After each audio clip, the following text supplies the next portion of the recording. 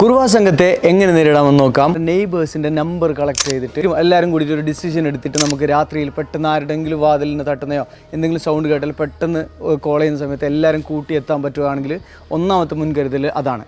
രണ്ടാമത്തെ കാര്യം എന്ന് പറയുന്നത് 112 പോലീസ് നമ്പറിലേക്ക് വിളിച്ചു കഴിഞ്ഞാൽ അടുത്ത 10 മിനിറ്റിനുള്ളിൽ പോലീസ് നമ്മളുടെ സ്ഥലത്തേക്ക് എത്തുന്നതായിരിക്കും. മൂന്നാമത്തെ കാര്യം, ചിലപ്പോൾ പൈപ്പിൻ്റെ ടാപ്പ് വെച്ച് തിരിച്ചു വെച്ചിട്ടുള്ള സൗണ്ട് ആയിരിക്കും. കുഞ്ഞു കരയുന്നതോ എന്തെങ്കിലും ടൈപ്പ് ഓഫ് സൗണ്ട് കേട്ടാൽ ഒറ്റയ്ക്ക് ഒരിക്കലും പുറത്തിറങ്ങരുത്. ഇനി അടുത്ത കാര്യം എന്ന് പറയുന്നത്, വീടുകളിൽ CCTV ഉണ്ടെങ്കിൽ നല്ലതാണ്. ചില മോഷ്ടാക്കൾ നമ്മളെ ക്യാമറ കണ്ടിട്ട് പോകാൻ ചാൻസ് ഉണ്ട്, അല്ലെങ്കിൽ നമുക്ക് ട്രേസ് ചെയ്യാൻ നല്ലതായിരിക്കും. നമ്മുടെ വീടുകളിലെ ഡോറുകളിൽ അലാറം വെക്കുന്നത് നല്ലതാണ്. നമുക്കിതൊക്കെ ചീപ്പറായിട്ട് ആമസോണിൽ വാങ്ങിക്കാൻ കിട്ടും. അലാറം ഡോർ ഓപ്പൺ ആവുന്ന സമയത്ത് ഭയങ്കരമായിട്ട് സൗണ്ട് ഉണ്ടാവും. ഈ സമയത്തും ഒരു രക്ഷപ്പെടാൻ നമുക്കും എണീക്കാൻ ഇത് ഒരു അവെയർ ആവും. ഇൻ കേസ് കള്ളൻ വീടിനുള്ളിൽ കയറി കഴിഞ്ഞാൽ നമ്മൾ കള്ളനെ കാണുകയാണെങ്കിൽ നമ്മൾ നോർമലായിട്ട് പാനിക്കാവും, സൗണ്ട് ഉണ്ടാക്കും.